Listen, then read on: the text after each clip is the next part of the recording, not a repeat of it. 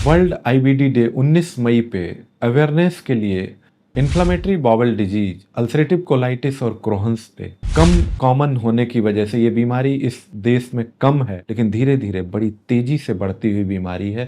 गोरे लोगों के कंट्रीज से आया हुआ ये बीमारी क्यों बढ़ रहा है? खान पान के पैटर्न के बदलाव की वजह से, जो मोटे अनाज से महीन अनाज मैदे की तरफ शिफ्ट होती चीजें और लगातार केमिकल और मिलावटी भोजन के मार्केट में धीरे धीरे बढ़ते चले जाएंगे। अल्सरेटिव कोलाइटिस की बात करें, क्रोहन्स की बात करें, जिसमें एक कॉमन फीचर रहता है गुदा मार्ग से ब्लीडिंग। गुदा मार्ग से अगर कोई ब्लीडिंग है तो ये सिर्फ और सिर्फ हेमरॉइड है, पाइल्स है, बवासीर है। इससे दिमागी उसको बाहर निकालना कि भाई ये अल्सरेटिव कोलाइटिस हो सकता है, ये क्रोहन्स भी हो सकता है। हम कहें हेमोरॉइडल ब्लीड, पाइल्स की वजह से होने वाली ब्लीड में अक्सर आपको लैट्रिन कड़ा होगा, लैट्रिन में आप बहुत समय देंगे तो ये हेमोरॉइडल ब्लीड करा सकता है। ऐसा अल्सरेटिव कोलाइटिस क्रोहन्स में नहीं होगा, वहाँ लैट्रिन आपको जल्दी जल्दी होगा, ज़्यादा होगा, पतला होगा, आसानी से होगा। इनफैक्ट आपको लैट्रिन के लिए दौड़ना पड़ सकता है। ब्लड की अगर हम बात करें तो यदि आपको लैट्रिन में लगा हुआ या लैट्रिन के बाद सुर्ख लाल ब्लड, जैसे कहीं चोट लगी हो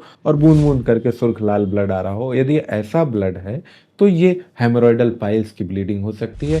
अल्सरेटिव कोलाइटिस या क्रोन्स में अक्सर अल्टर्ड ब्लड यानी कि काला ब्लड, थक्का या इस तरीके की समस्याएं होती हैं, जिसमें कि ब्लड लैट्रिन के साथ में मिलके कालेपन पे अल्टर्ड ब्लड के तौर पे आता है, सुर्ख लाल ब्लड अक्सर नहीं होता है। इसके अलावा हम कहें कि ब्लीडिंग में जो है एक इम्पॉर्टेंट पॉइंट जो रहता है वो रहती है मात्रा। अल्सरेटिव कोलाइटिस और क्रोहन्स में मात्रा भी कभी कभी ब्लीडिंग की ज़्यादा होती है। तो यदि हम ब्लीडिंग की गुदा मार्ग से बात करें तो अगर आराम से होती हुई लैट्रिन, पतली होती हुई लैट्रिन के साथ में काली थक्केदार ब्लड आते हैं, सुर्ख लाल ब्लड नहीं आते हैं, ऐंठन के साथ में लैट्रिन होती है, लैट्रिन की संख्या बहुत ज़्यादा है, पतली लैट्रिन है, तो आपको बवासीर की ब्लीड सस्पेक्ट ना करके अल्सरेटिव कोलाइटिस या क्रोहन्स डिजीज की ब्लीडिंग सस्पेक्ट करनी है। इसके अलावा बवासीर की ब्लीडिंग में या पाइल्स की ब्लीडिंग में कभी भी वजन घटना, शरीर का कमज़ोर होना, मांसपेशी का घटना, इस तरीके की समस्याएं शरीर में नहीं दिखती हैं,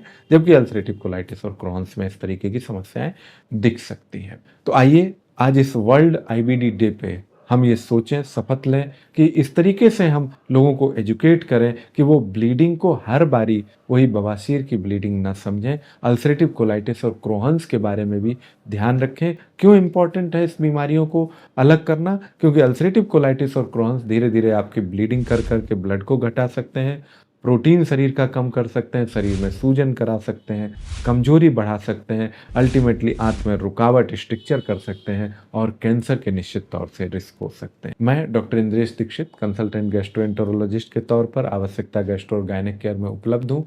यदि आप किसी भी तरीके की गुदा मार्ग की ब्लीडिंग से पीड़ित हैं, आप मुझे संपर्क करें, उसके कारण को जानें और कारण जानते हुए उस डायरेक्शन में इलाज को स्टार्ट किया जाए जिससे कि आप स्वस्थ हो सकें। Thank you.